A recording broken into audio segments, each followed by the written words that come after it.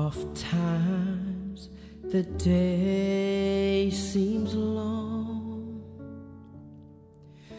our trials hard to bear.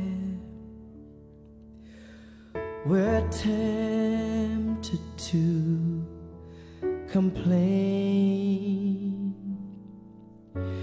to murmur and despair,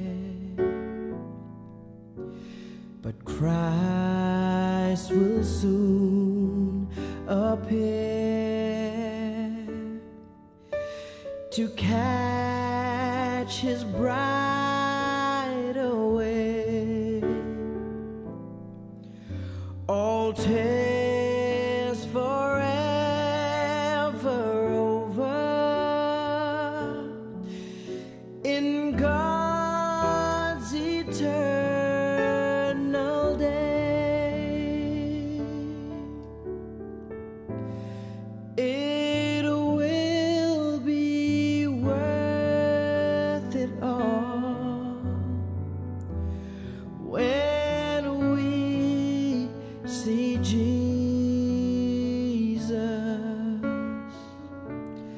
Life trials will seem so small when we see Christ.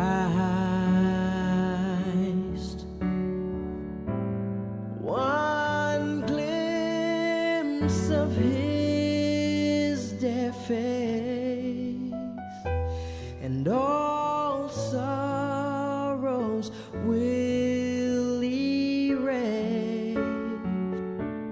So bravely run the race till we see Christ.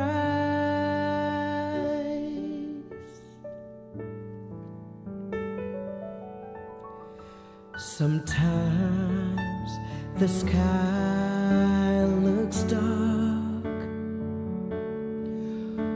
with not a ray of light. We're tossed and driven on, no human help in sight, but there is one in heaven who knows our deepest care. Let Jesus solve your problems. Just go to Him in prayer, and it will be worth it all when we see Jesus. Life trials will seem so small when we see Christ. One glimpse of His dear face, and all sorrows will erase. So bravely run the race till we see Christ.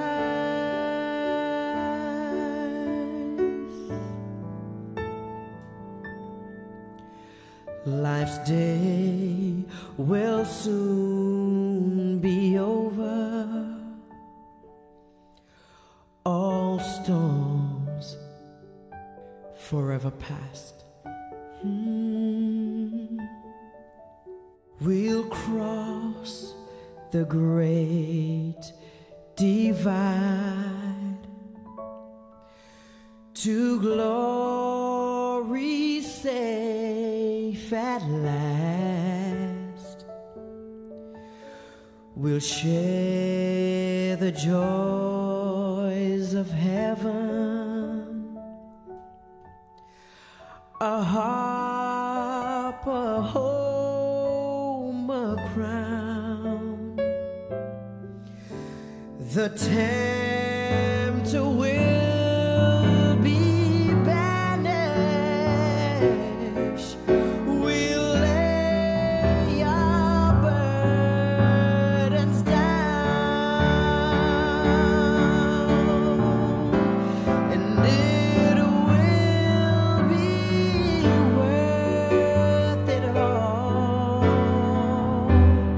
when we see Jesus.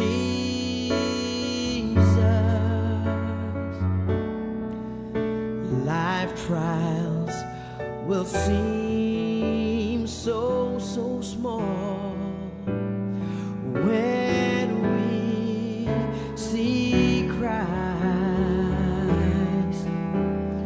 Oh, and one glimpse of His dear face, all sorrows will erase. So bravely run this race till you see Christ.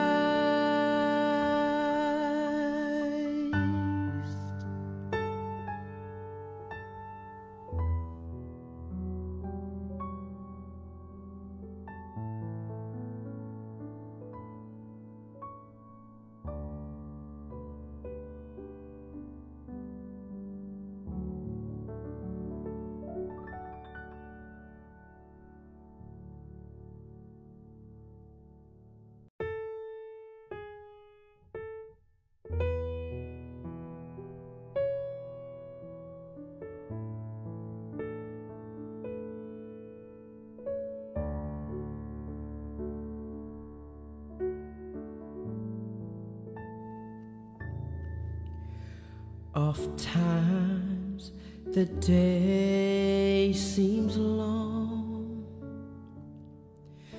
our trials hard to bear. We're tempted to complain, to murmur and despair, but Christ will soon appear to catch His bride away. All tears forever over in God's eternal day. It will be worth it all when we see Jesus. Life trials will seem so small when we see Christ.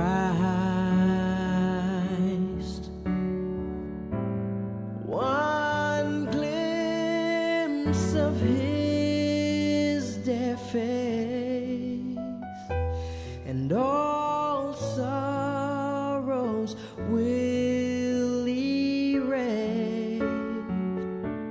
So bravely run the race till we see Christ.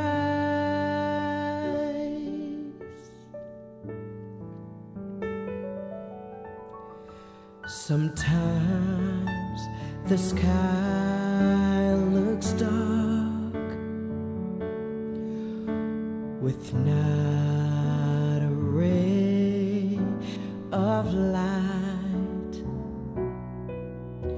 We're tossed and driven on,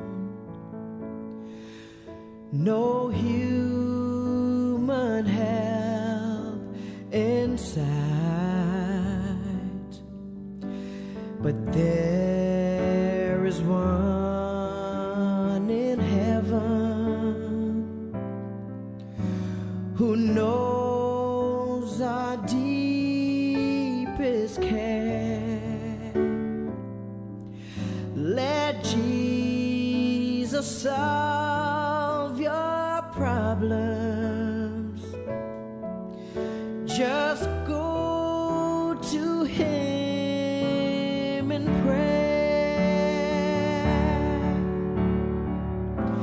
and it will be worth it all when we see Jesus.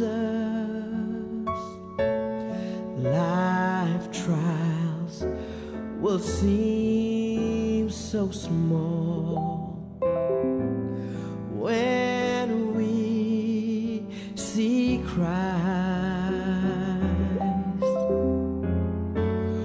One glimpse of His dear face, and all sorrows will erase. So bravely run the race till we see Christ.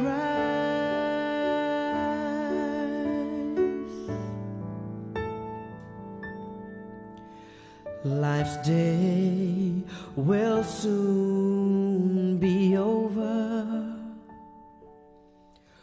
All storms forever past. We'll cross the great divide to glory safe at last. We'll share the joys of heaven, a harp, a home, a crown. The tempter will be banished. We'll lay our burdens down, and it will be worth it all when we see Jesus.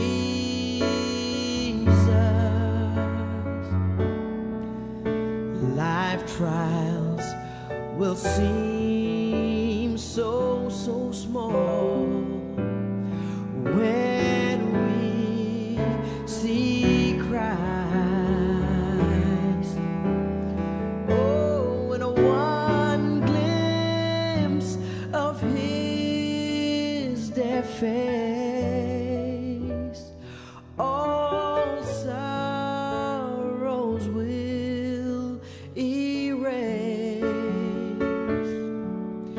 So bravely run this race till you see Christ.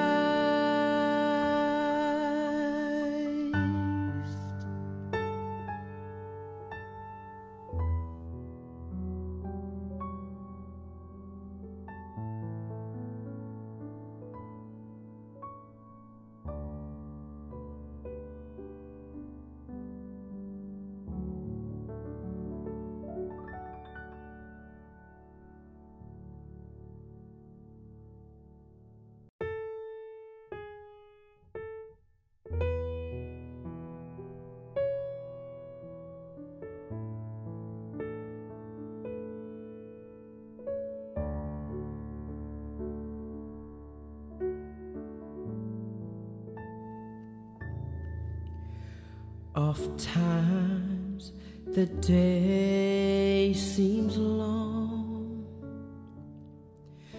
our trials hard to bear. We're tempted to complain, to murmur and despair.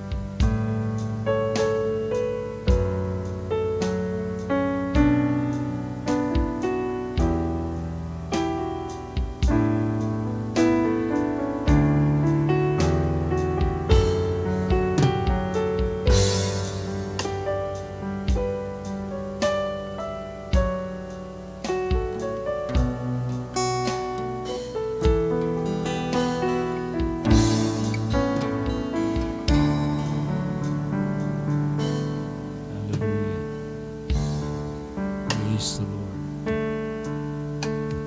Ikaw lang ang pag-asa ko, dahil ikaw ang buhay ko, Jesus. Kahit ako'y may pangamba, basta't ikaw ang kasama.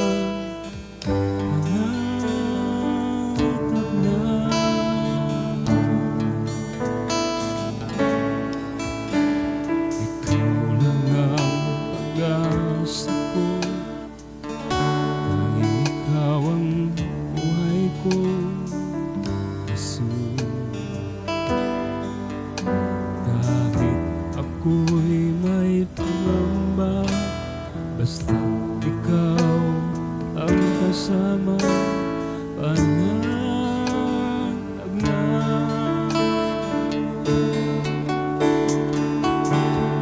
kahit kailan di ka nagkulang, biyaya mo sa akin lagi. Pag-ibig mo sa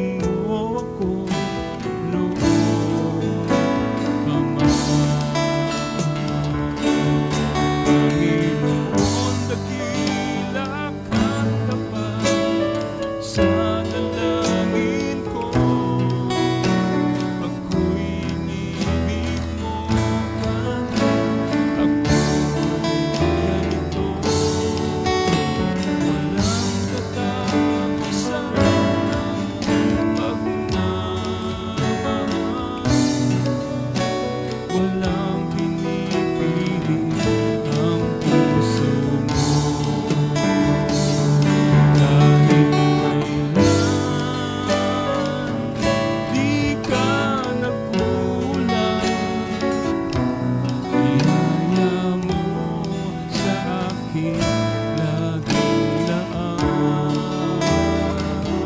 Ang pag-ibig mo sa akin walang hanggan. Inibig mo ako noon pa man. Inibig mo ako noon pa man. Inibig mo ako noon pa man.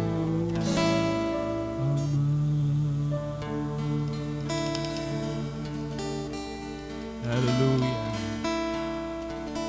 Praise the Lord. Amen. Puri lang ating Panginoon, mga kapatid. Isang mapagpalang gabi po sa ating lahat. Ang aking pong pagbati. At sa gabing ito, tayo muli ay magkakaroon ng gawain. At salamat sa Panginoon sa kanyang biyaya, sa kanyang pag-ibig sa atin. At tunay nga na ang nakarang taon ay isang panahon na lumipas na alam natin na hindi ito isang ordinaryong taon na dumaan para sa atin. Dahil ang iba sa atin dito ay dumaan sa maraming mga pagsubok, daming mga pakikipagbaka, daming mga dinaanan tayong mga ups and down. Amen. Sometimes nandiyan po yung mga pagkulang natin. Pero ang Diyos kailanman hindi nagkulang sa atin. Napakabuti ng Diyos at ang kanyang biyaya ay sobra-sobra po sa atin. Bagamat napakarami nating mga pagkukulang sa kanya, ay hindi po siya nagkulang po kailanman sa atin. Kaya sa taon na ito, bakit hindi natin siya paglingkuran ng higit kaysa sa ginawa nating nakalipas na taon? At naniniwala ako na habang ang taon ay lumilipas, alam natin na ito ay isang palatandaan na, amen, tayo po ay lalong napapalapit na sa pagbabalik ng ating Panginoon.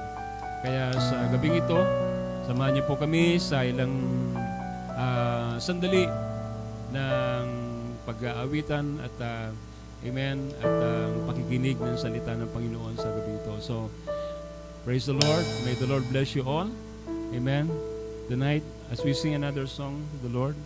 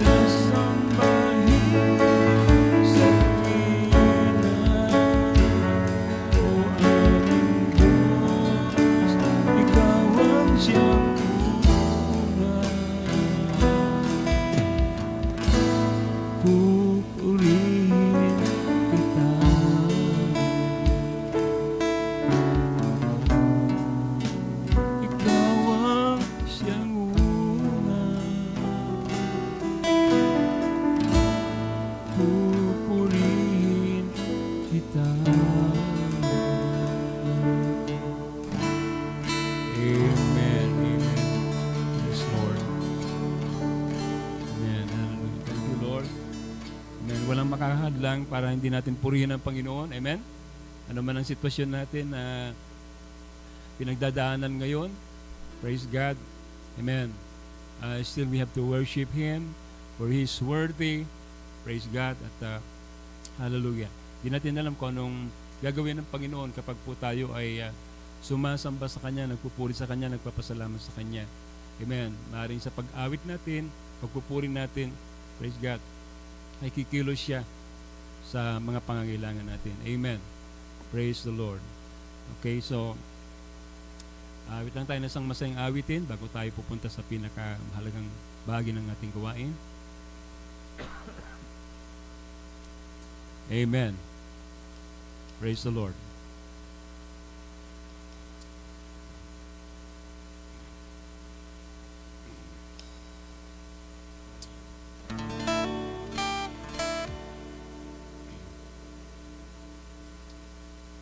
Awit tayo ng isang lumang awitin. Amen. Fill my way every day with love.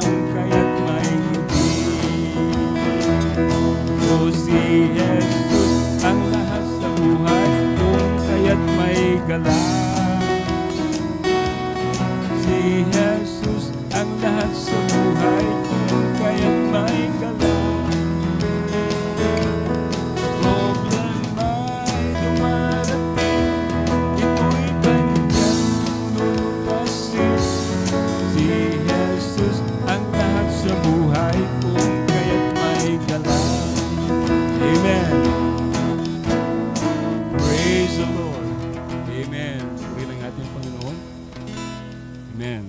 Praise the Lord. Sana ay nakigalak kayo sa pag-awit, nakisaya kayo sa, amen, pagpupuri sa ating Panginoon. Bless you.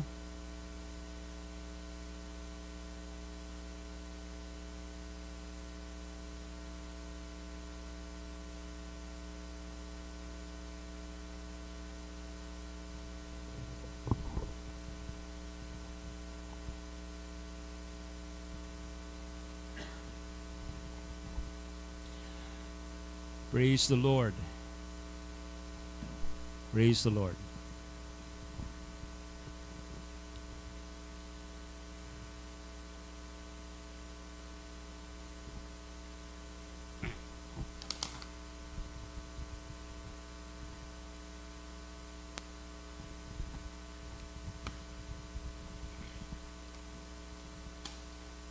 Praise God. So, again, amen. Magandang gabi sa bawat isa sa pangalan natin Panginoon.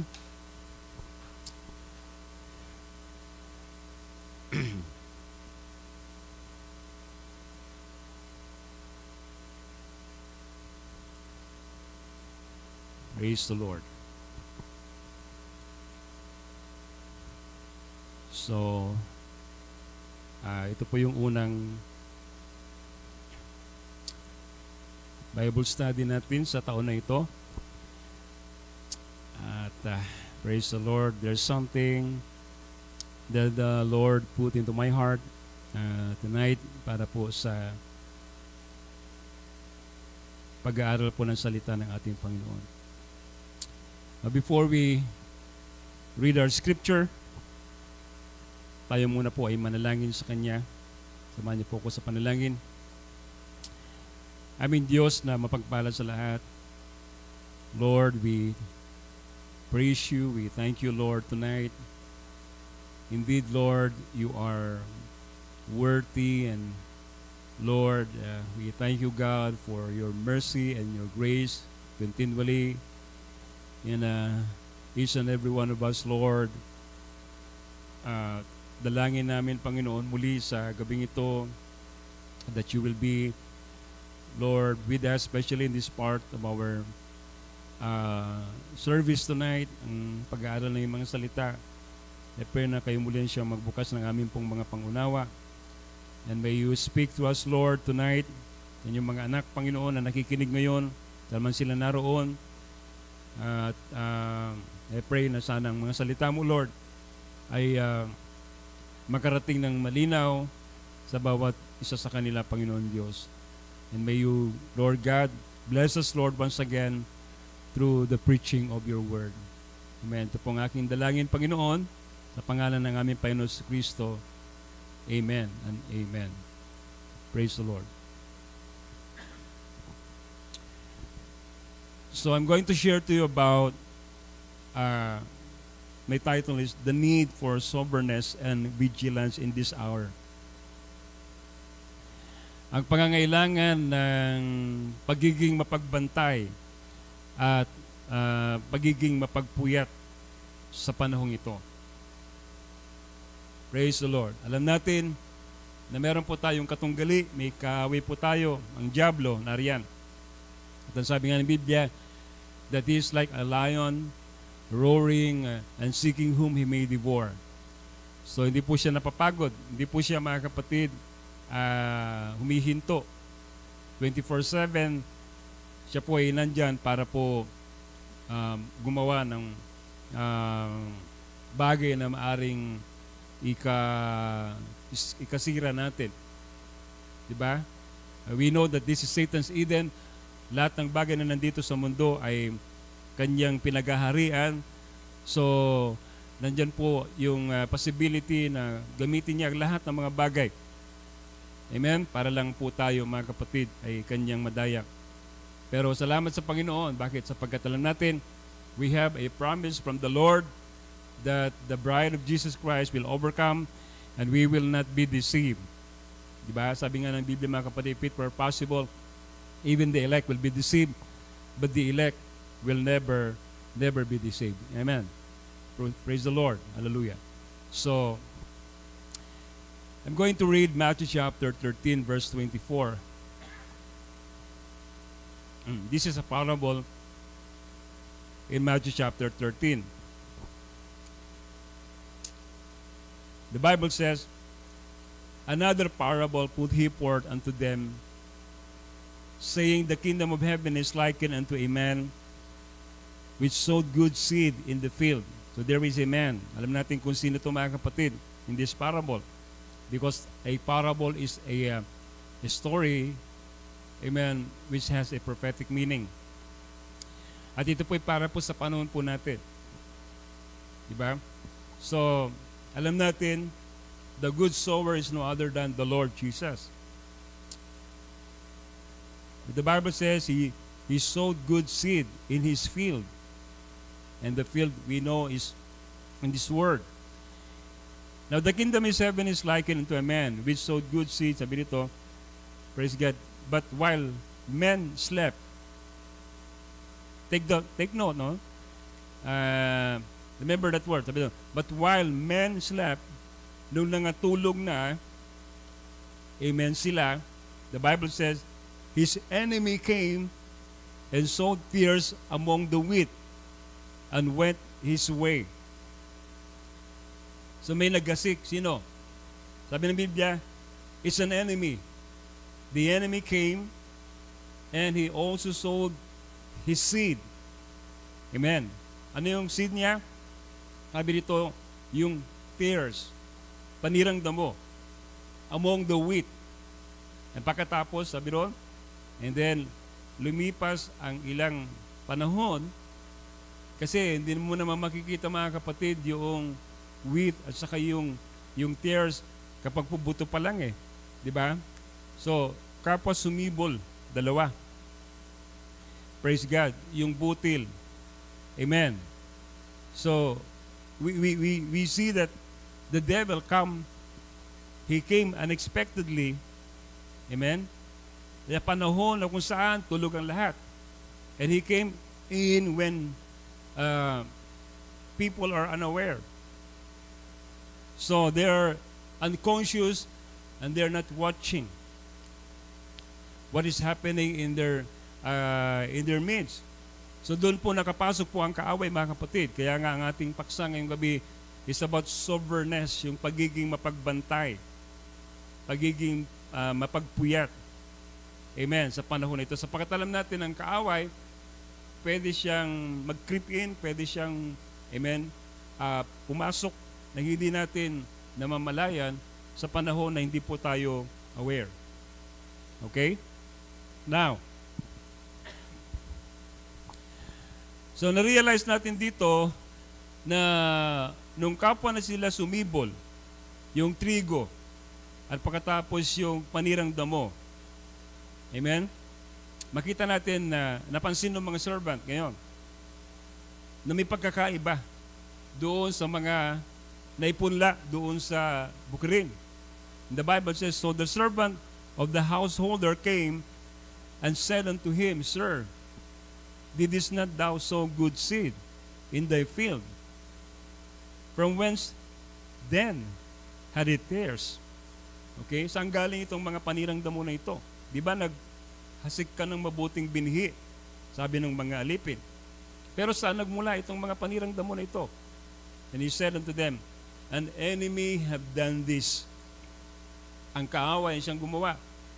So the servant said unto him, without then that we go and gather them up. Ano gusto mo, Panginoon? No? Aming titipunin. Titipunin namin yung mga trigo. Hiwalay namin kumbaga, sabi niya, bubunutin namin yung mga panirang damo among the wheat. Praise God. At hihiwalay namin sila. So, alam natin, you know the rest of the story. At ang sabi ng Panginoon, no, sabi niya, let them both grow together until the harvest time. Then, sabi niya, doon sila ihihiwalay. Kailan? Sa panahon ng pag-aani. Amen. Doon ang paghihiwalay. Praise the Lord. So, gusto kong pansinin po natin itong parabulo na ito, mga kapatid, sapagkat kung paano ang kaaway ay nakasingit Di ba? Nang hindi nila napapansin. At gumawa siya ng sabihin na nating kasiraan doon sa kalagitnaan ng mga trigo. Kung saan doon sa bukrin ay sila'y humalo doon. Di ba? Amen. Yung kaaway ay nagpunla, nagtanim. Sa panahon na hindi nila napapansin. So how many times na ang kaaway nakakapuslit, nakakasingit mga kapatid, sa panahon na hindi nababantayan ng mga anak ng Diyos. You see, ang kaaway, eksperto na siya. No? Ang kaaway natin, siya po ay veterano na. Wag po natin siyang mamalit-malitin sapagkat alam natin, doon palag sa langit, alam natin kung paano dinaya niya yung mga 1/3 of the angel doon sa langit. Could you imagine that? Amen? Para madaya mo yung mga anghel na yon, you have to be so charismatic, you have to be anointed. Kaya nga, sabi sa Biblia that Satan is the anointed cherub. Kasi hindi mo magagawang madaya yung mga anghel na yon. Amen? Kung hindi ka talaga anointed. So si Satanas, alam natin, veterano na siya. He was so anointed. Kaya wag po natin siyang mamalit-malitin. Amen? At alam niya kung paano niya sirain, amen, ang nais ng Diyos na mangyari.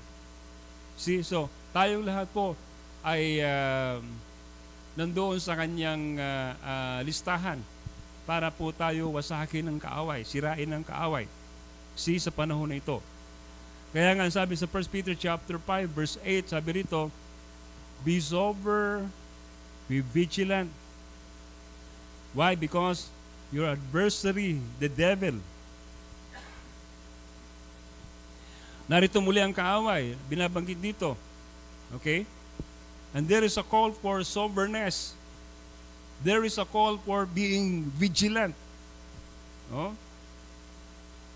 Nananawagan dito ang si Pedro, sabi niya na kayo ay maging mapagbantay, kayo maging mapagpuyat, sapagkat ang inyong, amen, kaaway, ang dyablo, ang sabi doon, ay nariyan para ano? Para tayo ay silain. He is seeking, he is walking, and he wants to devour. He wants to devour. Praise God. Gusto niyang lapain tayo, mga kapatid. Diba? Gusto niyang wasakin yung pananampalataya natin. So, kinakailangan natin malaman, diba? Yung paraan ng kanyang mga gawain.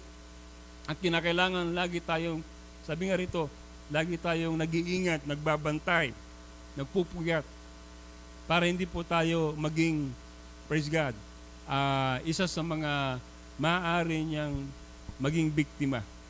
You see? And then I continue reading, sabi niya, okay,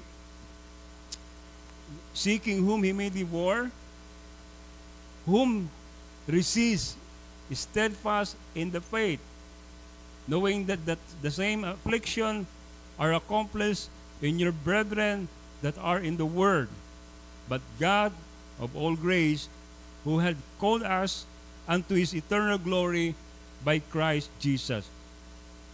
So dito binabanggit, mga kapatid, na tayo, amen, ay tinawag ng Diyos sa kanyang biyaya, who had called us unto His eternal glory. Amen. At sino yung tinawag ng Diyos sa panahon nito? Ang bride sa panahon nito. Diba? At kung tayo tinawag ng Diyos, diba? Sabi rito, praise God, tayo ay karapat-dapat doon sa inihanda niyang kaluwalhatian para sa ating lahat. Pero alam natin, para makamit natin yung kaluwalhatian na yun, sabi rito, we need to suffer of this present time. Praise God.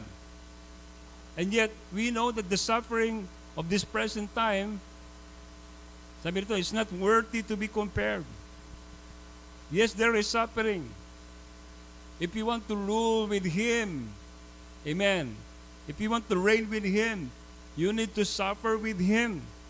Hindi pa pwede mga kapatid ang paglilingkod natin sa Panginoon ay parilaks-ilaks lang. Kailangan na tayo ay magbata ng maraming mga hirap katulad ng ating Panginoon. Pero alam natin, amen, ng mga bagay na ito ay walang halaga. Ito ay, amen, praise God, ito ay bagay na hindi natin maikukumpara doon sa tinatawag na inihanda ng Panginoon sa atin doon sa kalangitan. Sabi nito, it's not worthy to be compared with the glory that shall be revealed. Amen. Glory to God. So tayo po ang recipient ng pangako ng Diyos na ito. At wag po tayong may mapagod sa paggawa sa Panginoon sapagkat alam natin, amen, na tayo po ay magkakaroon ng, hallelujah. Sabi nito, kaluwalhatian. That is the promise of the Lord. But the God of all grace, who had called us unto eternal glory by Christ Jesus. Sabi nito, make you perfect, establish, strengthen, settle you. To Him be glory and dominion forever and ever. So, who made you perfect? It's God. It's not yourself. Di ba? Because of the blood of Jesus Christ that been covered to us, that make us perfect. Diba? Dami nating mga pagkakamali, dami na nating mga mistakes. But through the blood of Jesus Christ, amen, that redeem us, amen, that covereth us, that make us perfect in His sight. You see? Sa tingin ng Diyos, wala po tayong mga pagkakamali at pagkakasala na nagawa sa Kanyang harapan. Diba? Because of the blood of Jesus Christ. Oh, praise the Lord. At may pangako siya na sabi doon, tayo ay Kanyang i-establish. Hindi niya tayo kailanman hahayaan na tayo ay babagsak. But He will establish His church. He will strengthen His church. Ba? Ibibigay niya lahat ang kailangan mo para sa panahon na ito ay magawa mo ma-overcome ang iyong kaaway. And He will going to settle you. Praise the Lord. Hindi kanya hayaan na ikaw ay, amen, hindi mailagay sa tamang posisyon. Hindi ka magkaroon ng tamang kapangyarihan. But He will going to what? Praise God. Place you in that position. He will settle you in that position, in your place, so that you could exercise, amen, what? The authority and the power of God in your life. Thank you, Jesus. So kung tayo po ay believer sa panahon na ito, mga kapatid, kinakailangan na magkaroon tayo lagi ng ganitong klaseng paghahanda. Be sober. Ba? Be alert. Be vigilant. Praise God.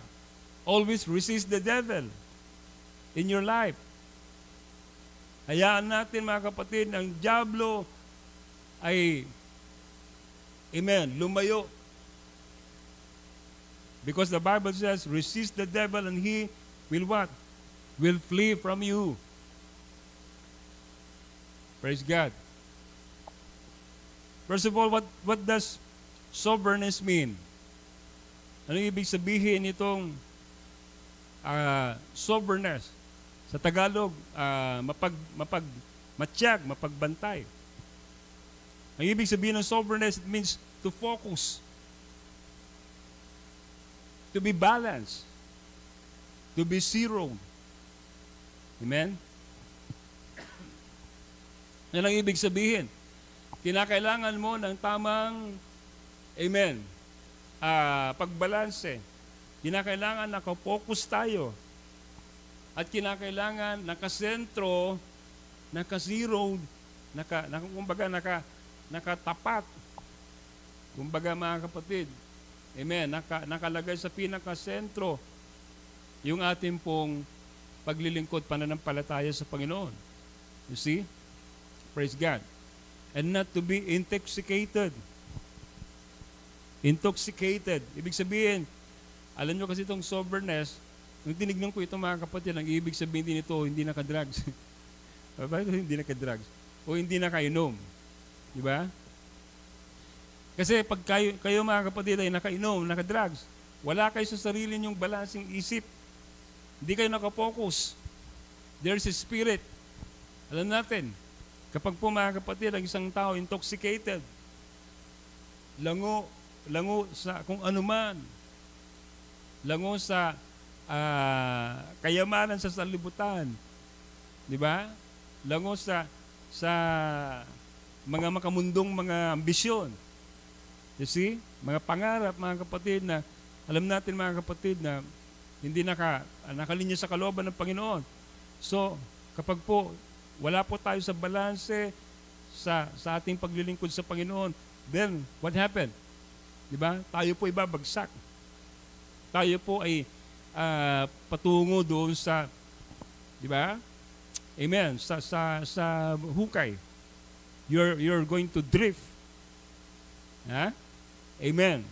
Kaya mga kapatid, pag tayo po ay wala na sa kalooban ng Panginoon, lumalayo na tayo saan? Doon sa linya. And then what happened? Hindi mo na nasusunod yung tinatawag nating beat of the gospel of Jesus Christ. Wala na tayo mga kapatid sa rhythm of the word. Why? Because, amen, we are intoxicated, we are so confused. Nagbe-blur na yung ating vision. At hindi na natin makikita mga kapatid yung mga bagay-bagay according to what the scripture said.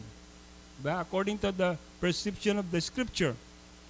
So yun ang nangyayari kung minsan sa mga nawawala na yung soberness nila sa kanilang buhay. Diba? They were intoxicated. Amen. Well, the Bible says, sabi ng Biblia, nasa panahon na tayo ng panahon kung saan, praise God, we are living in the evil days. We are living in the evil days. Ba? Ito nga po yung tinatawag nating the most darkest days of all ages. Ba? The most deceitful age sa lahat ng panahon. Itong panahon po natin ito.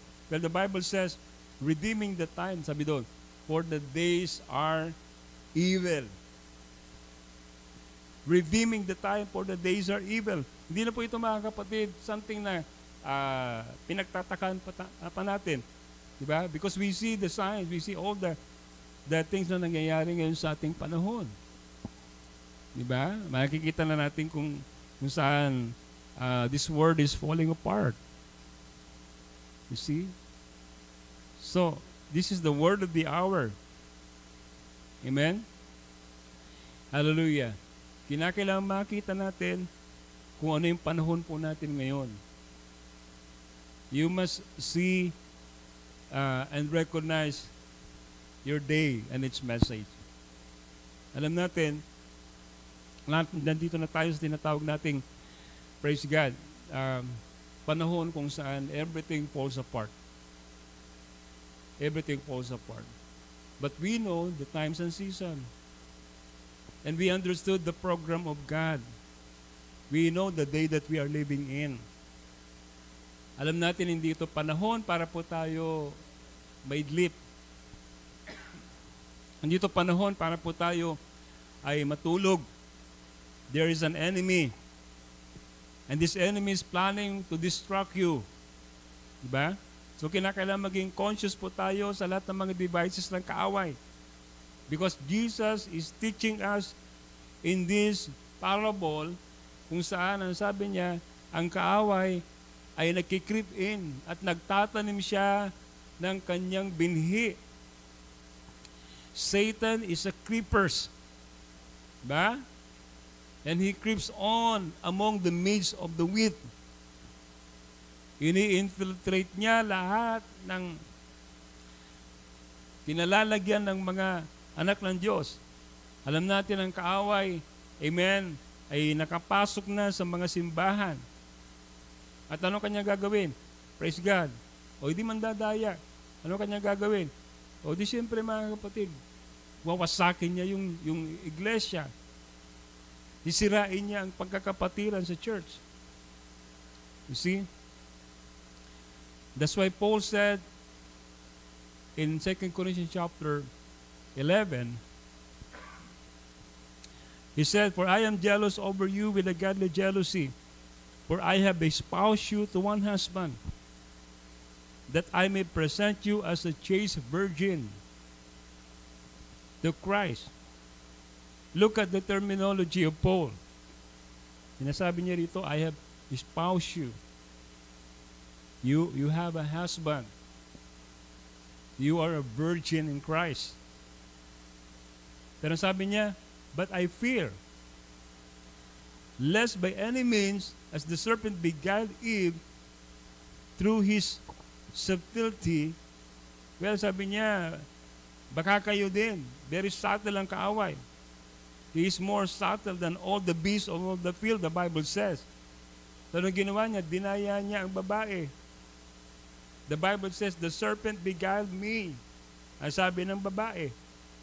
Di ba? Tingnan niyo ang kaaway. Siya po ay tuso. Kaya sabi po mga kapatid ni Pablo, kung paano yung babae ay nadaya ng serpente, sabi niya, ako ngayon ay sabi niya, nangangamba na baka kayo rin naman ay madaya ng kaaway. Ang iyong isipan, sabi niya, ay masira. Your mind should be corrupted from the simplicity that is in Christ. For if he that cometh preacheth another Jesus. Amen. Now, tingnan nyo dito, ang sabi ni Pablo, ini-spiritualize ngayon ni Pablo itong nangyari sa panahon, amen, ni Eva, sa panahon na nadaya ang babae. At sinasabi niya rito, una siya nangungusap tungkol sa husband and wife, patungkol sa isang babae na si Eva, na siya po ay isang birhen sa harapan mga kapatid ng kanyang asawa. Pero alam natin ang nangyari, nakapasok ang kaaway, sumingit ang kaaway. And then what happened? The Bible says, amen, sinira ng serpente, praise God, hallelujah, dinaya niya ang babae, amen, nakapagpula siya ng kanyang binhi. At dito sinasabi ni Pablo mga kapatid kung paano ini-spiritualize niya ito, na sinasabi niya rito na may mga mangangaral din sa pangalan ni Jesus. Sabi niya, whom they preach, whom we have not preached. Baka tanggapin niyo sila. Iba yung kanilang espiritu. Hindi yan yung espiritu na tinanggap ninyo, sabi mga kapatid ni Pablo. Kung hindi yan ang espiritu na tinanggap ninyo, sabi niya, at nangangaral sila ng ibang ebanghelyo doon sa pinangaral namin, ay huwag niyo silang tanggapin. Diba? Baka tanggapin niyo sila, baka entertain niyo sila. Huwag niyo silang tanggapin, sabi ni Pablo. Diba? Sapagkat sino sila? For such are false apostles, deceitful workers, what? Transforming themselves into apostles of Christ. At ang sabi ni Pablo sabi rito, hindi nakapagtataka, for Satan himself transformed himself into an angel of light. Therefore, it is no great thing if his minister also be transformed as the ministers of righteousness, who shall end shall be according to their works. Makikita natin dito kung paano si Satanas, amen, nagpanggap na siya. He transformed himself into an angel of light. At ang dami ngayong mga ganyan. Diba? They were falsely anointed by the devil. False anointed one. You see? Kaya kanilang mga kapatid, praise God, dayain. Mga magagaling mangaral. They were so eloquent. They were so anointed. Pero they are angel of light. These are false anointed one who transformed themselves into what? An angel of light. You see? Praise God. Amen. Why? Because alam natin Satan is an impersonator. So lahat mga kapatid na makikita natin katangian ng Panginoon ay kanyang ini-impersonate, ginagaya. May katulad nga kanina, sabi doon, katulad siya ng leon. Sino ba talaga ang leon? Di ba si Lord? He was the Lion of Judah. But he wants to be like the Lord, being a lion. And sabi doon, he is like a lion roaring home. Sabi doon, he was roaring and, amen, seeking whom he may devour. You see?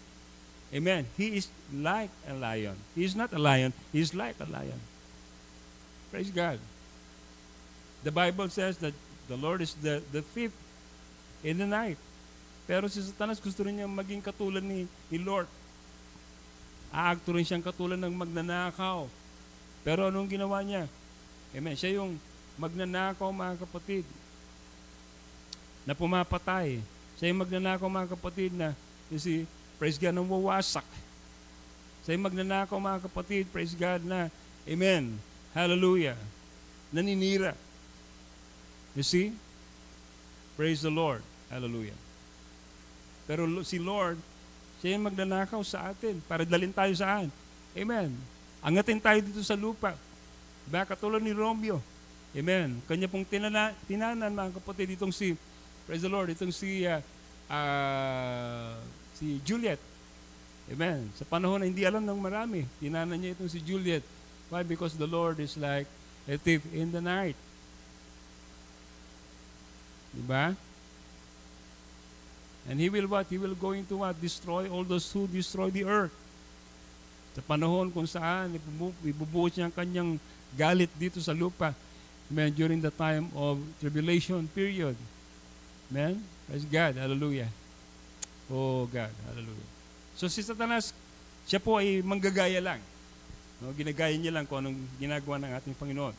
He transformed himself into apostle of light. Into an angel of light. Praise God. So alam natin, mga kapatid, maraming paraan kung saan ang kaaway, gumagamit siya ng kanyang mga silo. Magamit siya ng paraan para dayaan niya tayo. I remember one time during the time of Israel, kung saan, mga kapatid, ginamit niya ang kanyang instrumento by the name of Balaam. You remember Balaam in the Bible. Balaam was the one who trapped Israel to commit, amen, fornication. Upang sa ganoon, ang bayan ng Israel ay ma-curse. Kasi isa lang talaga ang bagay na kinagagalitan ng Panginoon. And that is false union. And you know, the prophet said, Balaam, amen, it was his last trick para dayain yung mga Israelita at para masumpa niya sila at ang paraan na ginamit niya ay through false union. Di ba? Amen. At alam natin, yan ang pinakamahirap na bagay na hindi nila nabantayan sa panahon na yun. Ilan na namatay? I think 22,000, something like that, namatay sa panahon na yon. Di ba? In just one day, nagalit ang Panginoon. At sana papasok na sila doon sa bayang pangako, pero hindi sila nakapasok. Bakit? Kasi hindi nila nabantayan yung trap ng kaaway sa pamamagitan ni Balaam. Praise God. And who is Balaam? Sabi sa 1 Peter chapter 2, verse 15, which have forsaken the right way and are gone astray, following the way of Balaam, the son of Bosor, who loved the wages of unrighteousness. Who is Balaam? Amen. He was an hireling prophet. Yung kanyang gift ay kanyang kinomercialize. Amen. Ginamit niya yon para, praise God, sumpayin ng Israel for gain. Dahil gusto niya na makuha yung alok sa kanya ni Haring Balak. Bibigyan siya ng kanyang ng pabuya, bibigyan siya ng kayamanan. Yun ang kanyang ininteres, mga kapatid. At itong klaseng mga ngaral na ganito, amen, anong ini-interest sa yung pakinabang kung ano yung, amen, makukuha nila doon sa mga tao, at they want the people to be under the influence. Ayaw nila na sila ay ma-expose sa kung ano yung dapat. Natatakot sila. Bakit? Kasi pag mawalan sila ng kanilang mga followers, amen, praise God, mangangahulugan na yung kanilang mga personal na motibo, praise God, ay hindi na nila makakamit. Ba? Amen. Well, because sabi doon, mahal nila yung wages of unrighteousness. Praise God. It doesn't matter, hindi sila concerned sa kaluluwa ng mga tao. Concerned sila doon sa kung ano mapapakinabangan nila doon sa mga tao. Yan, nakakalungkot po kung biktima po yung mga tao sa ganitong klaseng mga ngaral. Di ba? Ayaw nilang ituro ang katotohanan. Bakit natatakot sila? Amen. Baka mawalan sila ng mga membro nila. Amen. At mawalan sila ng suporta. Praise the Lord. Kaya natatakot sila. You see? Ano pa? Sabi dito sa Jude chapter 1 verse 11, who unto them, for they have gone in the way of Cain, and ran greedily after the error of Balaam for reward, and perished in the gainsaying of Kore. You see? So, Balaam loved reward. Diba? Yun ang kanyang ina-after talaga, mga kapatid. Yung gantimpala. Yun ang kanyang ina-after, yung pakinabang. Hindi na mahalaga sa kanya kung ano yung katotohanan. Ang mahalaga sa kanya ay mayroong pakinabang. Diba? May suporta. Praise the Lord. Huwag po ganun. Men, yung mga lingkod ng Diyos, kahit magdildil po tayo ng asin, diba? Basta may pangaral lang po natin ng katotohanan, it doesn't matter. Amen. Hindi tayo nakatingin sa suporta, hindi tayo nakatingin sa anumang bagay na pakinabang. Pag tinawag ka ng Diyos, amen, bilang kanyang pastor, pangaral mo yung katotohanan. Kahit ayaw nilang tanggapin, kahit masakit sa kanilang pakinig, just preach the word. Diba? Hindi tayo nangangaral to please the people. Nangangaral tayo para sila maligtas. And remember, as a watchman of God, pag hindi mo, mga kapatid, ipinangaral yung katotohanan, amen, sisingilin ng Diyos ang dugo nila sa atin. Kaya nakakatakot po, mga kapatid. Amen. Yung mga may dalang salita ng Diyos at hindi pinapangaral ito, itinatago ang katotohanan. Praise God. Darating ang panahon, amen, tayo po haharap sa luklukan ng Diyos. Amen, na tayo, mga kapatid, ay hahatulan ayon doon sa ating mga sinabi sa mga tao. It doesn't matter, kahit, mga kapatid, konti lang nakaupo doon sa loob ng simbahan mo. Hindi naman ito, mga kapatid, nangungulugan na pag maraming mga tao sa loob ng simbahan, kayo yung katotohanan. Ang katotohanan nga niya, sabi sa Biblia, maraming mga dadaan doon, mga kapatisan. Dadaan sila doon sa daan na maluwang. At doon sa daan ng maluwang na yon, maraming dadaan, pero ang daan noon, punta noon. Amen. Praise God, ay sa kapahamakan.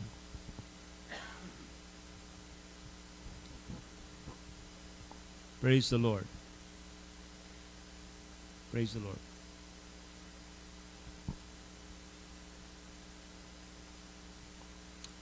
Amen.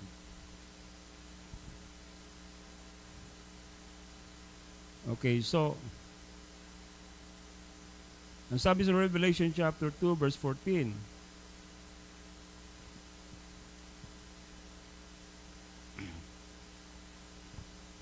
Revelation chapter 2, verse 14 says, but I have few things against thee, because thou hast there them that hold the doctrine of Balaam, who taught Balak to cast a stumbling block before the children of Israel, to eat things sacrificed unto idols and commit fornication. Amen.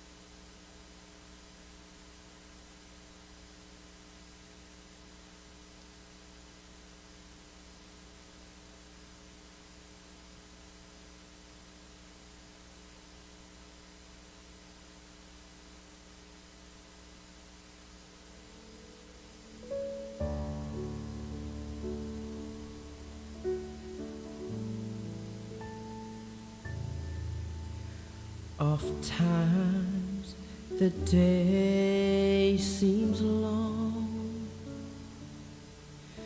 our trials hard to bear. We're tempted to complain, to murmur and despair, but Christ will soon appear to catch His bride away. All tears forever over in God's eternal day. It will be worth it all when we see Jesus.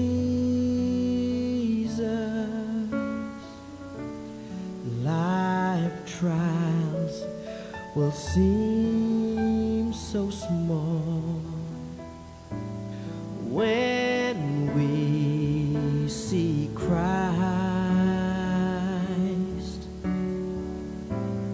One glimpse of His dear face, and all sorrows will erase. So bravely run the race till we see Christ.